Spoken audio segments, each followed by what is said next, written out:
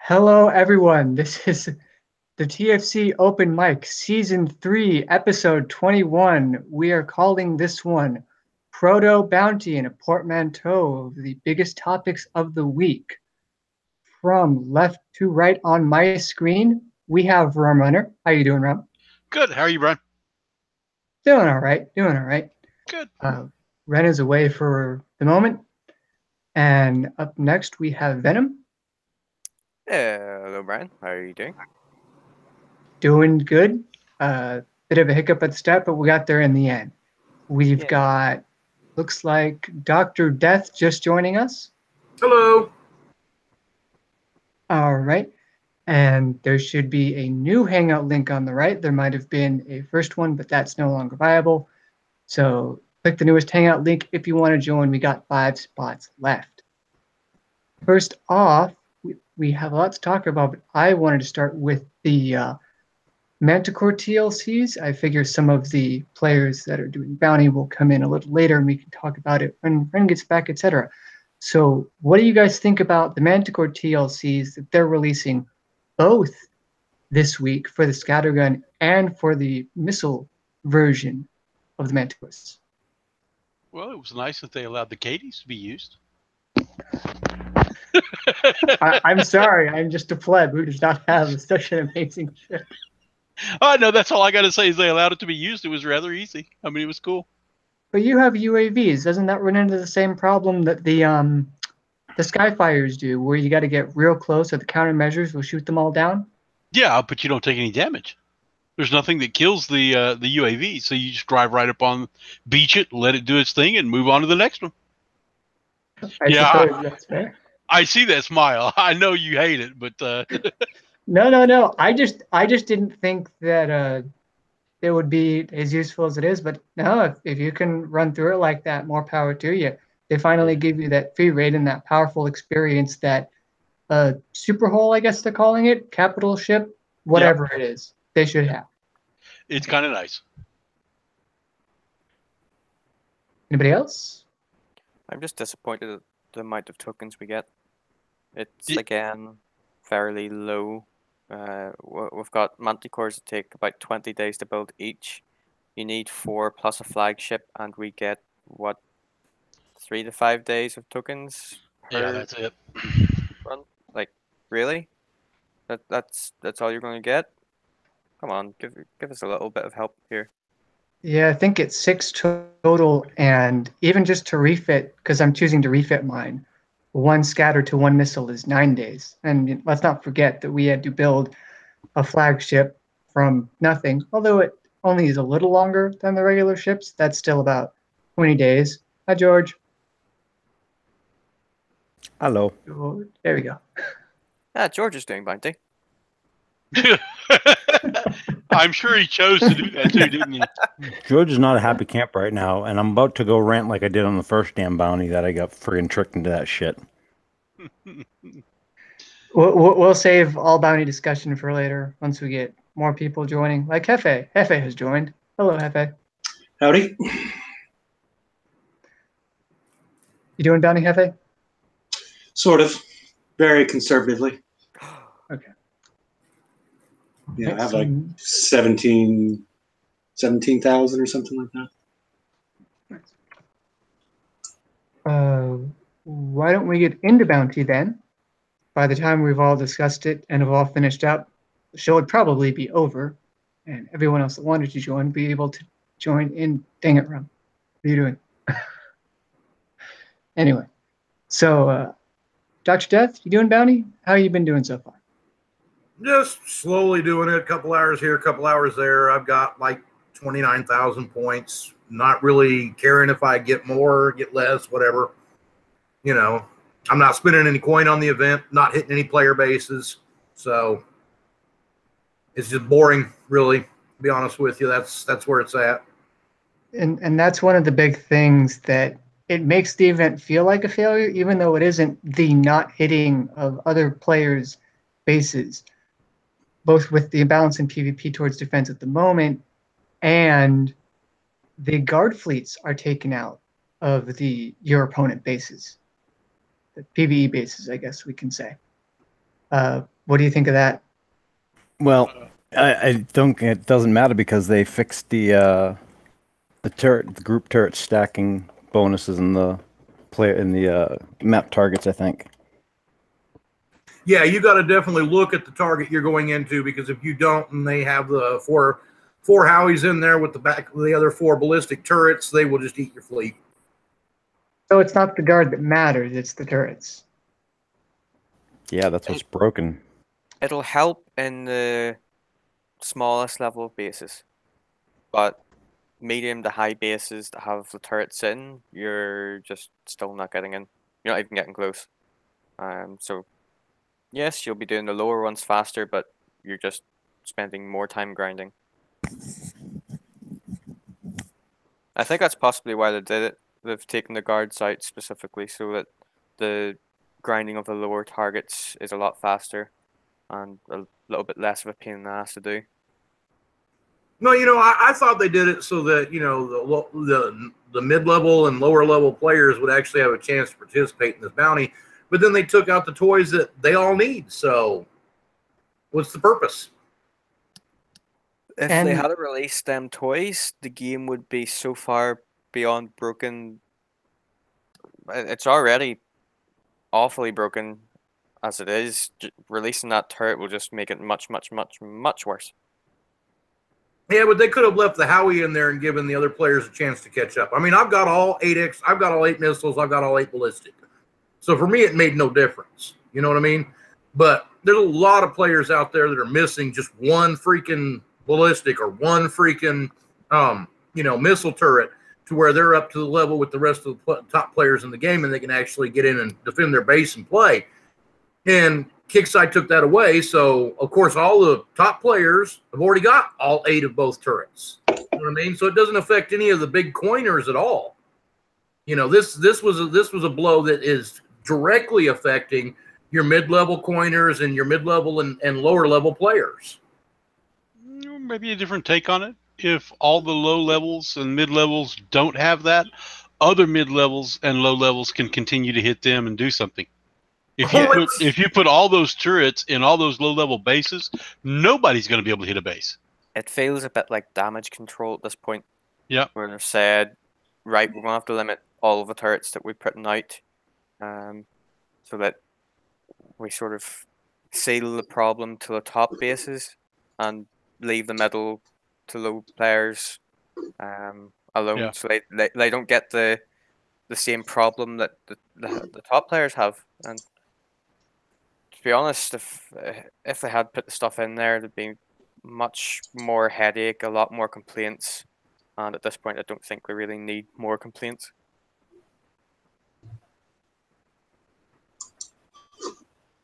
Yeah, it's a very difficult balancing system, especially since they've only made this matter where 2 damage types matter instead of all 6. I harped on it last week, but there isn't a strategic decision that you make necessarily. Instead of, I want to be good against ballistic and pen, but I'll be bad against radio and concussive. It's just numbers against numbers, and you'd think that would be easy to balance, and that's not the case. It does look like they're taking steps to correct it, though. At any rate, lowering the javelins, but I do agree that they should have put the howitzers in and just not raise the cap so that you can catch up, and maybe they can balance based on different numbers. But really, who knows what's going to happen going forward, because we don't really get a lot of lead time, let's say, and time to prepare for the things that Kix is asking of us. And because I've segued that so well, I think we can touch on proto fleets, unless anyone else has anything to say about the bounty. That's just absolutely fantastic, isn't it? You get a whole 6-day notice. We're going to get rid of dubs next week. Yeah, I think I'm out of bounty. Hot damn. It has broken the system. I don't know. I just refreshed because I needed to launch that damn fleet that got me in trouble, and I'm not showing in bounty. And I just had someone check in sector, and they're like, "No, you're not showing in bounty." Yay! I already dropped tag though. Oh, this is great. This game is just. In such good shape right now. I'm wow. Quite capable hands. Yep. So the dubs are going away, and you left it wide open. The dubs are going away next week. There is going to be some planned maintenance on Tuesday, 4 p.m. to 5 p.m. Pacific Daylight Time, 7 to 8 on the West Coast, midnight to 1 a.m. in the UK, I believe. Otherwise, just Google time zone converter. Just do it. Find out what time that is in your local time and plan accordingly, and hope it only lasts an hour. So are the dubs going away and nothing replacing them at the moment? Or are the replacements coming out before they've given us all the hulls that we need to go into it? That they weren't very clear on that, I don't think, because I watched the video yesterday. Yeah, and I know we have one fleet out of the 4 that we would theoretically need. There's going to be 4 different corners to a dub now. They're meant to be co-op targets, and we're going to get 1 resource out of each of them, although I'm not really sure what's going to happen with the garrison. There's going to be uranium for skirmish. There's going to be base parts for siege, presumably titanium for assault, and garrison for something? I don't know. Maybe it will reward FM points, but probably neither do them, right? Because they're not releasing garrison right now. Maybe they're still thinking what to do with it. Garrison's going to be later, and assault's not going to be released right now, but at least there's more of an easy to understand path with that. We think it's going to be titanium. Why did they feel the need to replace the Buccaneers so early? Like, we've done the first raid of this next cycle after the Buck raid, and now we're going to get another siege fleet. Well, I think for once. I think that I have a more fundamental problem, because in the past, co-op. I mean, co-op all, if I remember correctly, originated, like, the whole idea and concept that everyone liked originated with Base Invaders, right? And it's always been the co-op is a choice. You don't have to have it done co-op, but you can, or you can do it on your own. But the way this sounds is like that choice is taken away from you. You're either going to co-op or you're going to build these new hulls if you want to do it on your own. And then the question is, where do you put the damn hulls? Do you have time to build them? I mean, there's all sorts of problems with this. And if we have to have a new hull to do it solo, what's the point in even hitting it then, when you can just go and collect the resources much faster and much cheaper in all of the resource targets? You can collect titanium nearly free now if you're running your Skyfires correctly. The Bucks will auto 103s fairly easily. I know they're going to be replaced, but I'd like to hope that they don't screw up the damage again in the 105 like they did when they first released it.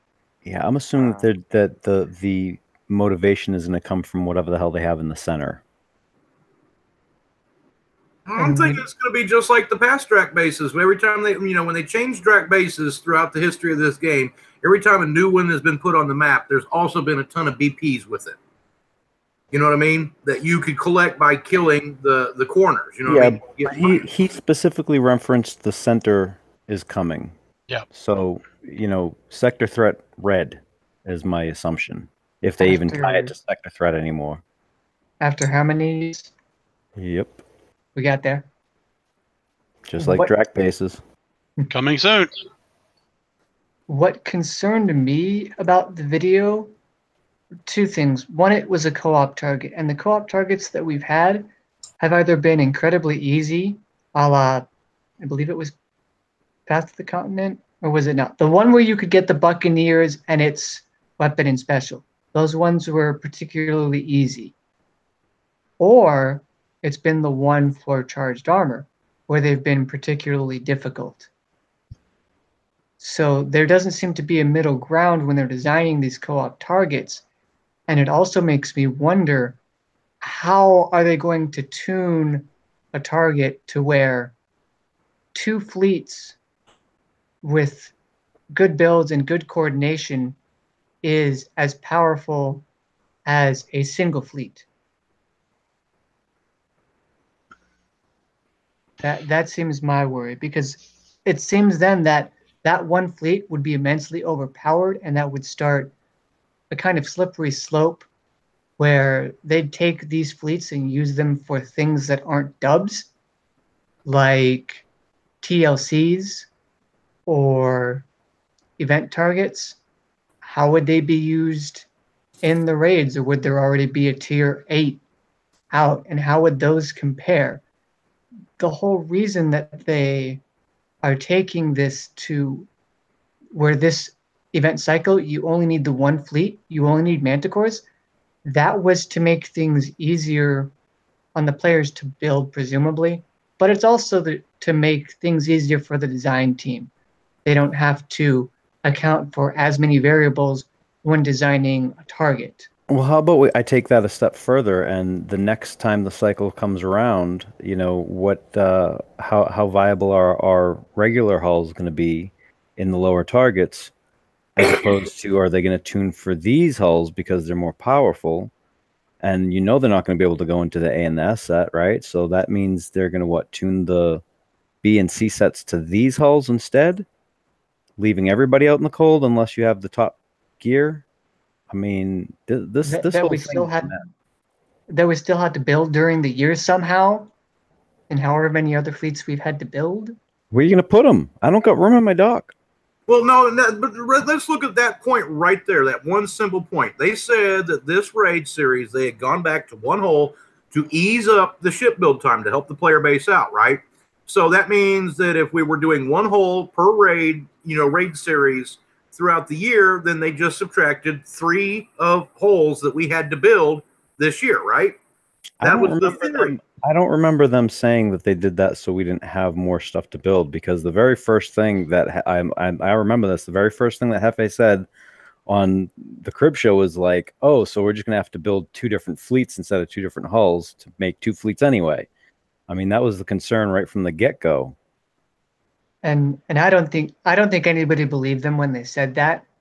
Even myself, who built scatters and is in the process of refitting them to missiles, and who isn't going to be done refitting them to missiles by the second raid, because let's be honest, the missile vastly outperformed the scatter in the intended manner that each were to be used. If you'll recall, on the very last month of the last raid cycle, with even going on auto with the simple few stop and retreats to let your charge build up again, after you took the damage to get your buck into the healing range, where your flagship would just heal them all up, and you just heal the flagship, I was getting 20 minutes an S set. And admittedly, that felt a little wrong, but now, if you multiply that by 8 for the lack of repair modifier on the flagship that we have, and if you multiply that again by 1.5 for the amount of increased repair time that the armor is putting on, the D5 comm armor is putting on our new hulls, so that's going to be times 12 repair. And 20 minutes times 12 is 240 minutes, or 4 hours, which is about what I was getting doing the auto hull, not even on full auto, just like semi-driving it. Admittedly, I think that's too much, but when you do that and you're seeing people doing it with missiles for that same 20 minutes, it's hard not to make a case for the missile fleet. So you spend the time building the fleet, right? Then I'm spending the time refitting it. I'm not going to be done. Then I'm going to probably finish refitting it by the 3rd raid in the cycle, just in time for the escalation weapon and special to hit. So I could spend all 4 months not coining, just building one single fleet and having to refit it. Brian, can I ask you a question? Yeah. So you're moving from scatter to missile, right? Yep. I mean, some folks are sticking to scatter. Because historically, if I go way back to Hell Wraith versus Tideseeker, when I think that was the first raid we had the dual concept, right? Auto versus kill hull. The Hell Wraiths, if you could drive them well, they would definitely outperform the Tideseeker, but over a 4-day event, or even worse, the tech store, the 6-day event, it was just brutal driving Hell Wraiths for 5-6 days. So a lot of people opted for the Tideseeker, where damage is guaranteed, but you didn't have to drive, and you couldn't do the 107 with Tideseeker, if I remember well. They would just die very, very quickly. So isn't that a good difference? Like, if you really want to minimize damage and you have the time and you have the patience to drive, fine, go missile. But I'm personally sticking to scatter guns, even if I take, like people are doing with the missiles, for 12 minutes. If I can take the scatter guns and do it for 50, for 40, for 30, you know, I'll happily drive the scatter guns just because I can drive it without much care while watching TV. And that's certainly a good point.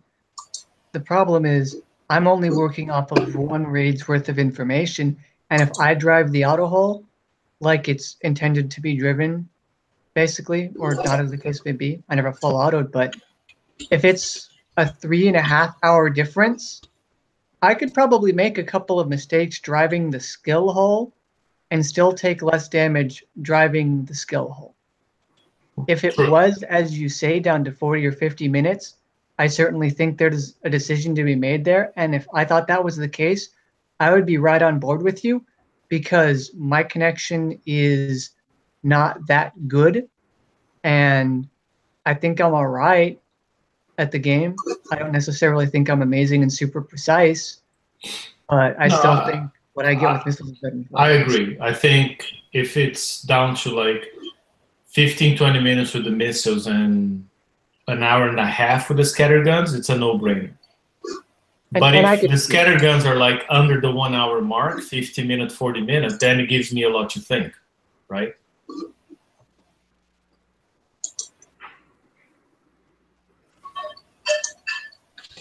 So we all should have built the Proto-Tideseeker, and look at us now. Well, they gave us that free one. Yeah, now, are you feeling like you have to build these proto thingies that they're talking about? Because I'll make a big, huge assumption here. Sorry, George, just a sec. Huge assumption. Let's say they stick to what Rampage said, right? And their history would tell us otherwise. But anyways, they said, okay, two players with the existing hulls, Buccaneers, Hydras for Siege, or, you know, whatever, Manticores for Assault or whatever, can do that new target. But it's going to pay what? Like he said, 500,000 base parts.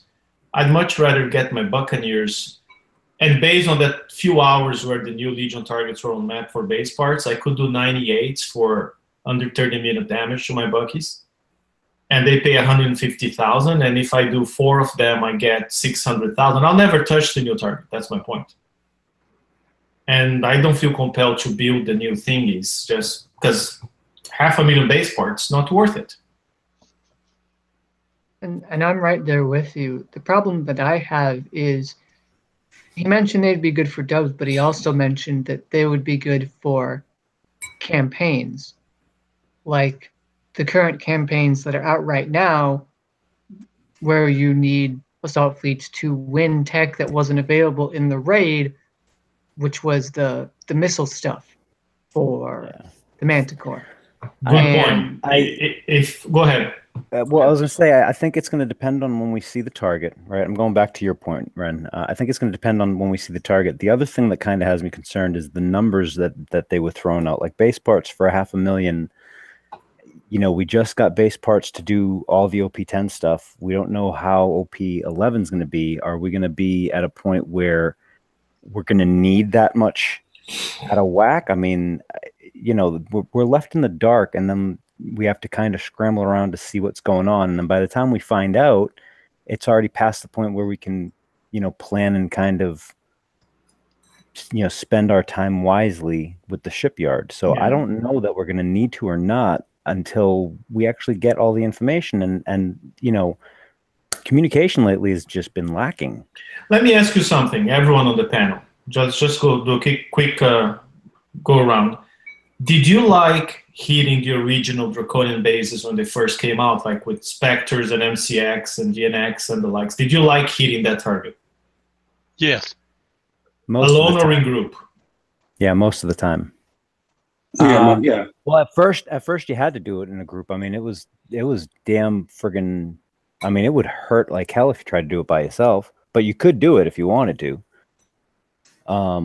Not for free. I mean, I don't remember any of my No, fleets not for surviving. free. No, not for free. And then what was it? The dubs, when they first came out, it was the Neptunes, the people that had the Neptunes. Is that what it was? Yes. They were the ones that they could do the ones that do that for free. So that's my second question, everyone. Did you like hitting the dubs when they first came out? They were tough but challenging, and the prizes that were in them were worth hitting the dubs for. So, Right. Anyone else? I didn't really start hitting the dubs until more recently. Okay. Because the point I want to drive is I enjoyed them, and seems most people on the panel enjoyed them too. They had to be done primarily in 2s or 4s because, like some people said, alone they would just murder your fleet unless you had that very specific Neptune set up for the dubs. But I think the key driver, and tell me if I'm wrong, is that they wouldn't just pay resources. I mean, find the resources or get them on the map or expeditions. I mean, they had those pieces of cool blueprints or a very remote chance of getting a proto-nam back when the proto-nam was like leaps and bounds ahead of everything else in game. Right? No, they had top prizes in those targets, because remember back when the dubs came out, if you hit the dub and you got the Xinthium shells for your base, you could make your base almost unbeatable. True. Very good point. So if they're gonna go ahead anyways, okay? Anyways, they're gonna go and replace the dubs. I mean, they didn't open that for consultation. Tuesday, whatever update, new dubs on map, right? What would you like to see in them to make them interesting, fun for us to hit? The fix for PvP. You know what they could do? They could drop all the PvP tech into those things, and then we'd have choices so that we could build different bases and different ships with different types of tech. You know what I mean? So we ain't just boxed into just ballistic and penetrating. So you may go into a base that's heavy on ballistic and penetrating, but you're taking in a fleet that may be real strong radioactive. You know what I mean? Right. So you like to see PvP content in there? Yeah, that would be the best fix for PvP, is just to do a massive dump so that people can start making differences, so that not everybody's all exactly the same. Then what would be the point of bounty if it's all on the dubs? Well, they've turned bounty into another raid. Yes. Another PvE event. Yeah, I don't think most agree with me, but I'd rather do bounty as a PvE event than do the raid because it's way more repetitive. Yeah, I'd agree with that. I like the option of having the player's basis for a raid would be better. Yep, I can endure like an hour, 2 hours of doing these PvE replicas. It doesn't get me annoyed. It gets boring after an hour and a half too. But like raid, the moment I'm like past the fourth target or something like that, and it's all the same over and over and over again, I already want to just go away from the game. Yeah, the same pattern and everything. So yeah, I agree with you, Ren. Now, so back to the dub question, the new dub question. What would you like? Okay, one suggestion, PvP. What else? Other guys, what do you have to say? I'm just not thrilled at all at it. Well, here we go again. I'm frustrated that they wasted time doing more PvE instead of fixing the PvP. Those guys could have been working on doing something to bring back the PvP aspect of the game. Something. No, knowing how development works, if they're releasing these dubs now, these dubs have been in development for quite a while, I would think, right?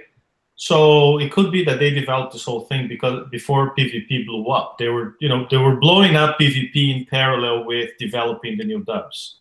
Well, I mean, the numbers were out there 2 months ago that PvP was broken. But they didn't have that sense 2 months ago. It seems to me like they woke up for the problem 2 weeks ago, if that long. Mm. Oh, by the way, folks in chat, 2 things that the guys in chat brought up. Somebody said, where's Sector Red? Didn't Rampage mention that after releasing the 4 corners of the new dub, they were finally going to open the center? Yes. Okay, so coming soon? I would assume. Right. Should we see the center by 2020, maybe? I give them till 2025. That's Okay. still soon.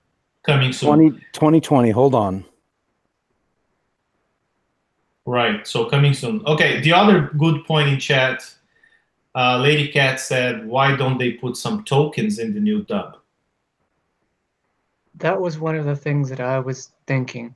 I would think either if they could do this to look at FM prizes that a player hasn't claimed, and if they go along and help with a killing of a corner, they might get a prize at random from the FM that they haven't claimed that is not limited, and then in the FM it will show up as claimed. So if you come back and you have, let's say, a good fleet of bucks, but you've been away for a while and the FM prize list is pretty long for you, you don't have to grind out all of that stuff. I know they made this new format for grinding out the FM, but you need Infernos for that, and great skill and patience, or IBs and a lot of patience. But do you think people who will be able to hit this new dub, which I'm assuming is going to be hard, are the people who want to catch up in FM? Nope. Not really, but they could be. But that's what I was thinking. If you already have all the stuff except for like this month's stuff, then it could reward you with a 12-hour ship build token or something like that, up to a cap per week. So I you want to can see. You know what? I'd rather get back some. in So the I like game. Lady Cats. Sorry, George, go ahead. I just want to see the tokens back in the game. They've kept on restricting tokens more and more over time. And I mean, last raid we didn't even see any damn generic tokens. We had limited amounts of other tokens that the prices were through the roof. Throwing them into this would kind of just piss me off, honestly. If they did a right mix, I'm thinking, I'll give an example, right? It could be a random chance at getting a 4-hour fleet repair token. It could be a random chance on the siege side of getting a structure build token, or even like a siege class DXP or build token. And it doesn't have to be 24 hours, it could be 12 hours, but a prize that the players really want, because I don't think people will be motivated to hit that, much less to build something. Right? And I'm thinking more of a carrot, not a stick, not something that pisses players off into building something that actually is an incentive to do it, to play, to have fun. So, tokens would be a great idea. If they hadn't restricted them in other areas or in other aspects of the game, sure, that would be great. But and sorry, Richard Pickett, sorry, yeah, I'm not saying random chance, because he's pointed it right. When it's random for kicks, it's very bad. I'm saying, one of the 2 players gets a token, or if you do it alone, you get the token. It's just like a random token from a set, but you always get something. That's what I mean. Sorry, go ahead. Yeah. No, I'm just saying, like, if they hadn't messed with anything else, if the game was in a good position, like in a good spot right now, then sure, that would be fine. But the thing is I can't ignore the context in which this gets released, and I'm looking at the slow and steady removal of tokens out of the game for us, first in the FM and then through like raids, and then now in the last raid none at all. Instead of 10 on a hull raid, we went down to 5, and now we're back to a 4-month a year thing for 3-month a year for a tech store raid instead of 4, and we still only saw 5. I mean, no. I mean, that would kind of be a little bit insulting to me, because if they want to do that, then they have to kind of keep a balance in the rest of the game. You know what I mean? Would it be nice? Sure, it'd be nice. I don't know that it would motivate me to do anything more, because I'd be just annoyed at it. I'm not stupid. I know that the tokens have been taken away in other aspects of the game. That's not a bonus then for doing that target. It's just trying to keep me level. Well, token wise, here's a suggestion that might work. So the first corner that we got fleets for is the assault, right? And we know the second corner coming out is going to be for those what was it? No, assault's going to come later. It's skirmish and siege coming first. Right. Okay. So the first one's skirmish, right? So say we've already got the blueprint for the prototype seeker, and we go and we hit that corner, right? And we start winning build tokens for the proto siege ship. You see what I mean? Mm. And then when the when that corner's activated, we can hit for the next one. And then when that corner's activated, we can hit for the last one. And then the last one be your generics. That's a nice idea. I like that. The other thing I thought, and see what you think, I remember there was a raid cycle, the Borbas raid cycle, where by doing a few things during that raid, we could earn a very unique exclusive crew that buffed Crusaders big time and only lasted 25 minutes, right? Then there was another TLC or something where we could get that crew that doubled base parts. So if hitting these targets would pay us those exclusive crews, I would also like that. Right? You could get tokens or you could get a crew, like put some cool stuff in the mix. See what I mean? Instead of saying, oh, we're going to make the TLCs harder, so if you don't build the proto thingamajig, you're screwed. Because that's just motivating people by paying, and people just walk away because that's a game, that's not life. But right? That's what I think they're going to do. But if they motivate with incentives like tokens and crews and stuff like that, that could actually be an interesting thing. Even, because then, okay, I don't have the proto thingamajig, but I'm going to team up with you guys and we're going to go hit with hunters or whatever. And I don't know how far along they are on that whole quarterly revamping of crews, et cetera, but if they aren't sure... They've been promising that for a year or more. Yeah. Hopefully they've gotten a couple of ideas down. Maybe they could put out some prototype versions of those. Double titanium crew. Yeah. Double titanium. Or right now, if they released a new crew, even if it lasted 25 minutes, that would buff corrosive damage by 10%. It doesn't have to be a huge amount. People would be all over these dubs because right now we're in a raid cycle and a lot of people have corrosive ships. That's my thinking. I don't know if you agree or not.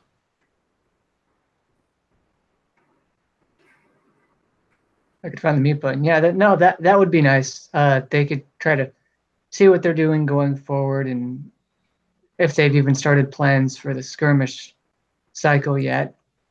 Ideally, they would see what players need, and they would release crews in the dubs, say a month before the raid cycle started, that you could go and hit, and you'd get a good crew. And if you looked at those crews, it might give you some sort of hint as to what you might need.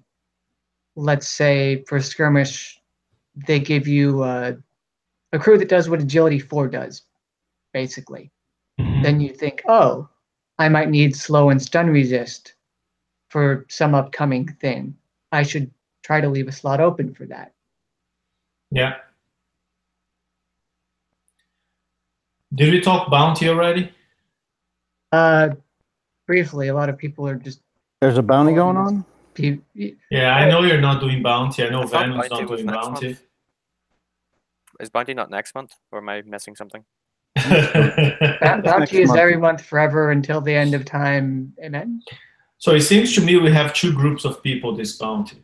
The guys not doing bounty to protest, and the guys doing bounty without spending a dime to protest, which I think both are valid. Is anyone in the panel or in chat? That's a real question, and you're not going to be stoned to death. But anyone doing bounty for real, like hard work, spending coins, and that kind of stuff? Actually, I kind of want to talk on that second part that you just said, because I think given, logically it makes sense, right? Do bounty and not coin, and that'll, like, make a statement, and logically that makes sense. But given what they just said about the raid, not the last raid, but the previous raid set, and then what we saw in this raid, I have a really serious concern that they're going to look at it and go, oh, we had a lot of participation, but we didn't make a lot of coin. Let's make bounty harder, because that's always been their fallback. And I think if they had the metric, sorry George for cutting you off, just if they had the metrics without context, they could come to that conclusion. But I think on every single show and page and everywhere, people are... Come on, man. They have context every time they look at those metrics. They don't give a crap. They still mess it up. Well, and if they don't give a crap, they still won't give a crap if people just don't do it. If they actually listen to it. The boycott would have worked. Okay, the non-spending boycott would have worked if Kix wasn't making a ton of money off of this. But when you still got some of the biggest allies, the biggest coiners in the game, doing these massive mega hole battles on these nexuses, Kixeye's making them in. You know, I've been watching PNLS and Gimps just go to town against each other right now over in my world. It's been crazy. So, you know, just because a few of the big alliances have said, no, I'm not going to do it, and some of the whales have said, no, I'm not going to coin, when you still got all these other players that are spending a ton of money, Kix is making their money. Now, I'm in PNLS, and I only saw one mega hole battle, and that was on Thursday. Is that the one you're talking about? Oh, that was a wicked battle, too. You're over in 200s, aren't you? 300s. Oh, no, I'm talking about the battles going on in 200s. You guys have got two of the nexuses here in 200s. No, we're in the 300s. No, you guys are in 200s. I can go. Hang on a second. Let me pull my game up, and I'll screen share so you can see. Anyway, the other aspect of that is if, you know... Then it's not PNLS, I'm sorry, because we are in the 300s. We have two nexus there. We fought for one of them on Thursday, and then we said, you know what? Stop. Everyone stop. Give up a nexus. Keep only one. And we're not going to spend money. So to the other part of actually not participating, the reason why that one is the one that, like, I chose not to participate, because there is another metric that they watch, and it's participation. If they've spent time and effort and invested in designing and setting up an event, and no one plays, that, no matter what other metric they use, that one actually, you can't take it in any other context. That's as clear as someone coming and hitting them upside the head with a 2x4. I'd just like to pull up a point that Ryan had made. If they were listening and looking at the pages and looking at the live streams and actually taking anything into consideration, we wouldn't have the stupidly overpowered turrets. We wouldn't have bases that are just completely impossible. We have said week after week, month after month, this is what the damage is. This is what we have for ships. This isn't going to work. And never do they listen to us until it's reached this point where we've said, or a lot of people have said, look, we're not doing bounty. We're not farming all these replicas. You just can look at the metrics all you want. I know we've been talking about it on and off for 2 months. I mean, it's been out there. It's taken to the point where people have just said, no, we're not doing bounty anymore. For Kixeye to come out with a video now from Rampage saying, look, we're looking into the turrets. We've removed the turrets that were new in the bounty, and we're going to look at the damage now. And it took to the point where the players said, look, we're not doing this event. It's a PvP event that you're supposed to be hitting bases, and we can't hit the bases. That's when they finally said, oh, we might have to look at this now. Yeah, you're right. That's when they woke up. Yeah, it's. And that's what I mean. Like doing it without coining, I don't think that they are going to, like I said, logically it makes sense, because a reasonable person would go, hey, how come we're not making money, and ask that question first. To them, their knee-jerk reaction or their fallback position is always, hey, a lot of participation, no coining, let's make it tougher. Yeah, you're right. Without context, that's what they do. But right now, we know they're all aware PvP is broken. Now, they should have been aware a month and a half, 2 months ago. They were not, but we know they are aware now. I mean, yeah, to the point where I think they're gonna look at it and go. Let me finish. To the point where, for the first time, we got a statement from the head of the Battle Pirates team saying, "I'm aware. I understand the problem. That's our priority number one. we're not going to fix everything before bounty because we don't want to break the whole thing like we did it over damage. We'll do this and that now and fix the rest after bounty. So is that gold? No, but that's what they said. And finally, someone said something. Someone probably 2 steps above Rampage in the food chain, right? You know. Right, but the thing is we don't know, but we don't know the motivation that prompted that. Well, no. All I'm saying is they know it's broken, so they know if they don't make money this event, it's not because it's too easy. It's because it's broken and they know it. That's the difference I'm trying to point. That's the only thing. But Ren, that you're making a logical leap there, and thinking that they're going to take that into context, and they don't do that. I mean, they've historically never done that. Even back to the first friggin' the first Hellwraith raid, the friggin' the not the Legion, the race. So I mean, they just don't. No, let's call a spade a spade. I mean, for as long as GDA was in charge, they wouldn't listen to anything. We know that. The fuck was that? That was my phone. Sorry. So, you know, for as long as he was in charge, they wouldn't listen to anything. Now, we had a recent change of command, for better or worse. We have a new designer on the team, for better or worse. Is it the first time it happens? No. We know many of these new guys came aboard and didn't listen and, you know, put their head up there, whatever. And I don't know, man. What else can we do? We can move on or to another game or say, oh, maybe they're going to fix it this time. I don't know. We can hope. I'm just pointing out that historically, the second choice was not the better choice, because I just don't think that they will put it in context like they should. And we've been disagreeing on that point for over a week, and we're not going to agree today. Because I think it's better you show up and you get something for nothing. That's what a lot of people are doing. Then you just don't show up, because then you don't cost them anything. But if you get something for nothing. But if you don't show up, it's not going to hurt the community later, where if you show up and take something for nothing, it may hurt the community later by making it harder and more difficult in the future. Absolutely. It's not hard enough to make them need to coin, so we're going to make it harder. Like I said, they know they're not making money because it's broken. We're going to keep just going circles around that and disagreeing. I think we should just agree to disagree and move on. But I want to make one point though. We've already seen that happen in this bounty, because the very first day of the bounty, I could go and auto any of the PvE targets. By the second day, they had the metrics fixed to where if you went into one of those PvE targets that had all the ballistic turrets, you lost your fleet. Was it? Because I don't know. I can't auto anything because unless they don't have any portal. Because if they have a portal, my fleet stop. Yeah, if they got a gate, you got to take and target your ships to go right towards the gate, and when they get close, just hit S, and then it takes off again. Once it kills the gate. Yeah. But when I was first hitting on the first day, I could hit the all the way up to 128 without losing my fleet. I'd barely get scratched. But the second day, and since the second day, I can't touch anything that's over a 106 if it's got all them ballistic turrets in it. Oh, so yeah, I heard the bonuses, like the tier bonus, was not applying the first day, right? Right. It's a major issue when they take a tier 7 bonus off and you're taking no damage, but when they put it on, you're instantly dead. That's not balanced turrets at all. That's a failed system.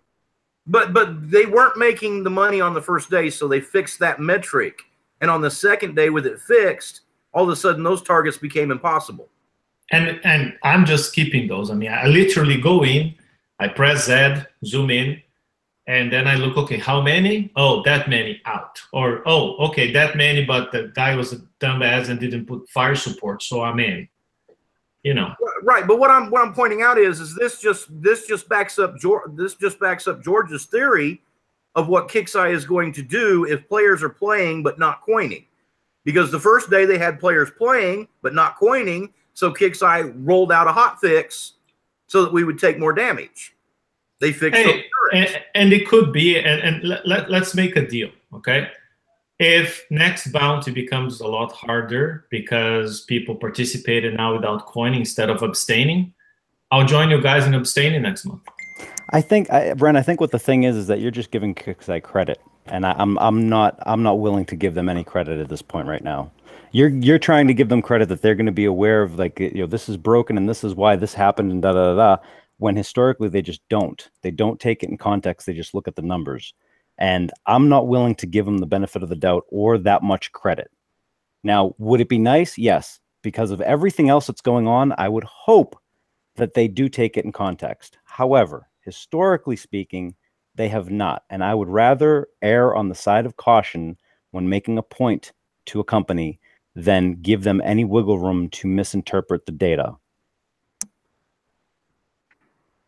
Okay. Again, I can't argue with you. You have your rationale, you're following your rationale, I have mine, I'm following mine, and okay. Now, for low-level players who never coin and never do bounty, this is like one of the best bounties ever with this whole, and I hope they keep that going forward after they eventually fix PvP and everything, the whole book at your own leisure, right? Secure your points at your own leisure, because people are easily, zero effort, scoring 4,000 points or 4,200 points a day just by showing up. Yeah, I also heard that they put a lot more of the lower level targets on the map, and people were doing them with like punishers. So for the low levels, that's definitely a plus. Yep. And if I were them, I'd be doing the bounty now and just booking 4,000 points a day without hitting a single target. Without hitting a single target for 4,200 points a day. And you can get an onslaught and the special and stuff like that, or if you want to get a flagship warden, or if you want to get a turret, a halo, I wouldn't. I mean, unless you already have the others. But, you can get some cool stuff with 16,000, 17,000 points at the end of the event. Well, I got a simple question for everybody on the panel. How many people here think that whatever Kixeye is planning to roll out after Bounty to try and fix PvP is actually going to balance it and not just be another massive pendulum swing? They need to let us see what they're planning to do before they do it, or we're more than likely going to end up like another overdamage problem again. They need to communicate very clearly with us what's happening, because clearly they don't understand what's going on, but we very clearly understand it. Well, at this point, we've spelled it out for them. I mean, I don't know that it can get any clearer for them. Well, I give maybe them my we can damage give them calculator. solutions. There are two levels of solutions we can be seeing. I mean, there's a solution that will fix the problem now. So you adjust the 3 ships now so they can reasonably survive this or that type of damage, but not all of them, so they're not invincible either, right? That fixes the problem now, right? But next time they release one more turret or whatever, they can break it again. Or they could actually rethink the whole PvP, because this whole deflection in the millions and whatnot, and the whole tier group bonus, these two things are broken. They should, in my opinion, they should go back to resistance-based defense for PvP. Okay, so that would mean everything that we've done with Tier 7 has been scrapped. Every coin that we've put in, every hour that we've put in, it's been a waste. And now you want to roll back and let them reintroduce new boats that we have to rebuild and pay for again. No, in my mind, not necessarily. In my mind, it would be you revert everything to resistance base, and you revert the turrets to having their own merit without being part of a group. And you apply that to the existing boats. And you distribute tokens, Conqueror tokens, for people to refit. That's a reset, a player-friendly reset of PvP. To me, that's the real fix. I don't know if it, just adjusting deflection on the 3 boats, it's a band-aid. I would love to see a hard reset, but I don't know that they have the balls to do that. I really don't. No, I doubt it. I'm just saying what would be the now right what I think they actually really did break, though, was the armor. It wasn't. I don't think it was the hulls. I think it was the armor, because if you start playing with the numbers and switch all the group bonuses to an additive stack, the numbers come far closer in line than what we're seeing now. And I think that was the intent, was to have the armor tuned for those group bonus stacks, especially where we're coming out with an MC1 and then an MC2. And of anything that they can do, I think that's probably the least invasive to fix it now, is tune that armor properly. That way people don't have to change their damn builds. It doesn't, hurt anybody. Now, the problem is of course, they're going to want to make money. So what I'm going to guess is if that is actually what had happened, that they just mistuned the armor, like left hand didn't talk to the right hand, I'm probably betting that rather than adjust the armor, they're going to release 2 more in the FM or something. So we have to refit again. I mean, but of all the things, I hope not, but I mean, I could definitely see him doing it because, So to me, the 2 acceptable options is just what you said. I mean, buff MC2 and MC1, a little bit on each, so the total when you put them in the right combination works, or buff the hulls. So when you put the armor in, they work. It's either or. That's the least invasive, simplest fix that they could actually deploy on Tuesday. If they, with a simple calculator next to them and some player feedback, they could implement that by Tuesday. Right? Are they going to do it? I don't know. Guys, we're getting to the top of the hour. I just want to know, does anyone have any topics, comments they want to bring? So I'm going to go one by one. Dr. Death, do you have anything? No, I mean, until Kixeye fixes some things, I don't think anybody should be spending any coin. Agreed. Brian? I try to play this game where I make the best decision that I can with the knowledge that is available to me at the time. It's why I'm changing my scatters to missiles. Yes, they could change the raid next month, and I'd feel a bit like an idiot, but that's not my problem. That's their problem. They balance these things poorly. In a strategy game, you don't know everything and every variable, although they're taking that to an extreme. Yes. And when I feel like they have to change things so drastically with such short notice, I feel insulted that my time and effort and conclusion and the outcome was poor, but my logic was sound, and I feel that I triumphed as a player in a strategy game, beating the greatest strategy minds, the greatest gaming minds in the strategy world, whatever they were called that one time. I feel like I forget the exact wording, yeah. Something like that. Okay. Yeah, it was close. Next up, Hefe.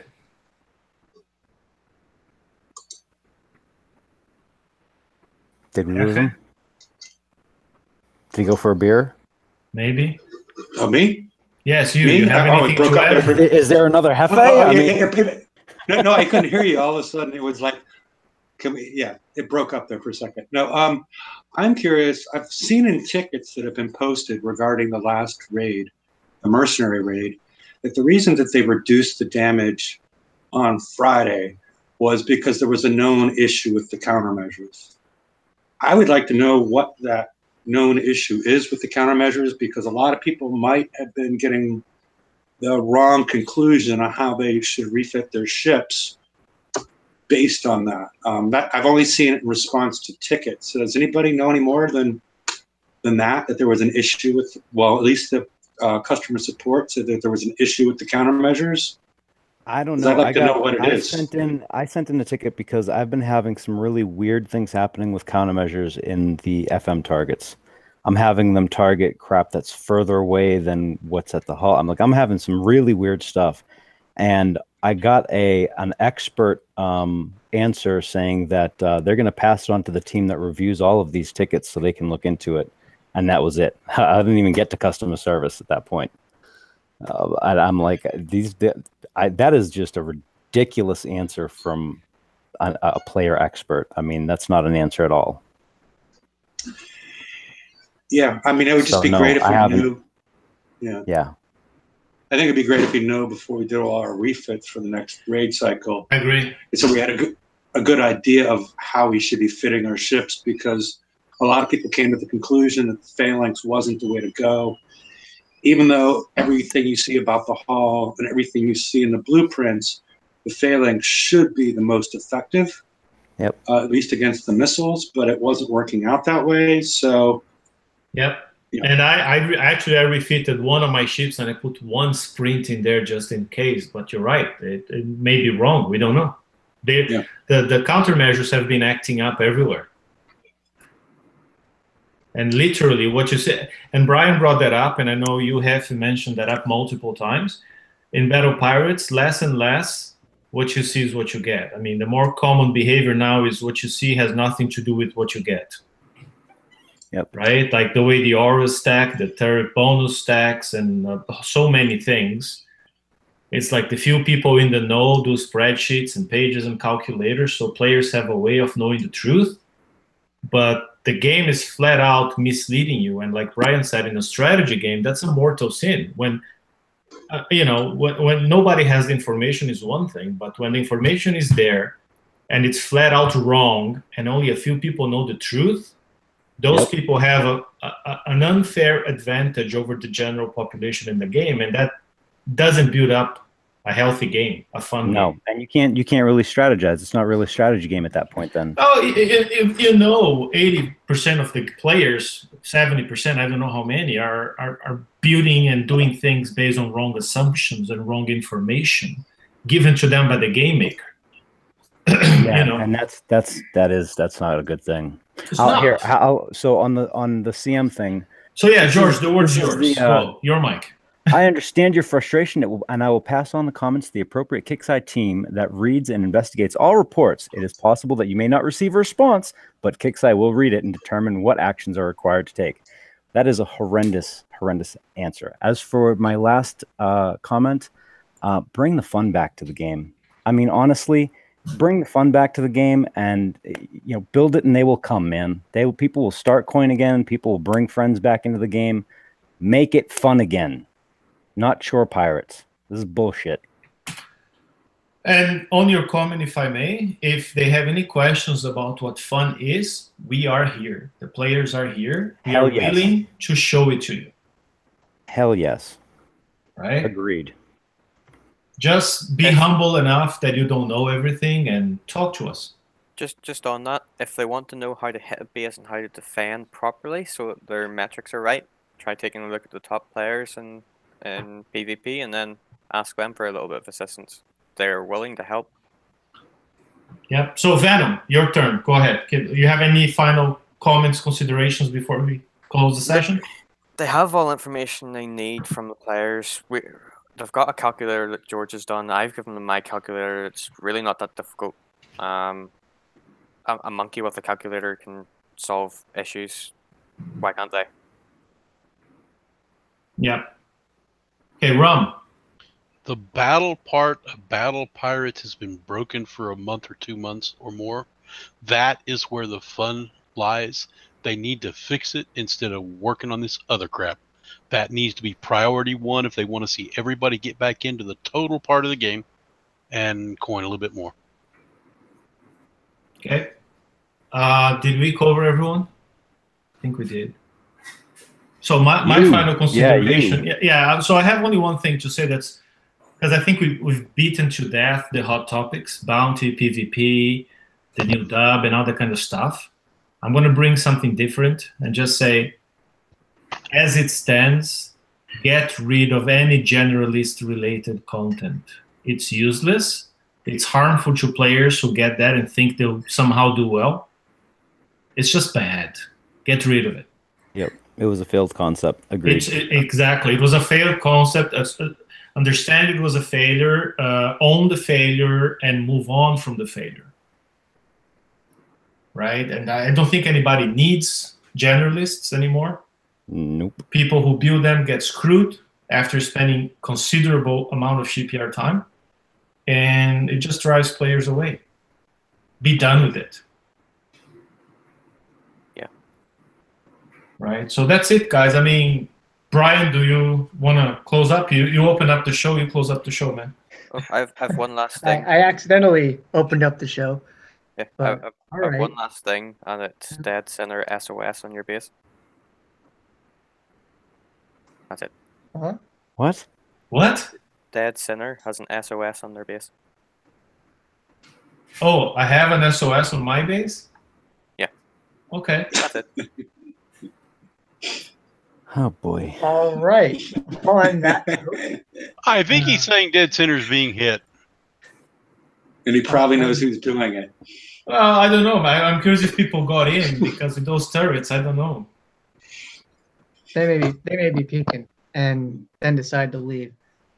So with Kix's update schedule and the fact actually that this is a 3-day weekend over here in the United States, Monday is Memorial Day, it's unlikely that there's going to be a show on Tuesday. I'd expect the update to go Wednesday, and that's probably why the maintenance is on Tuesday, because I don't think people will be in the office on Monday.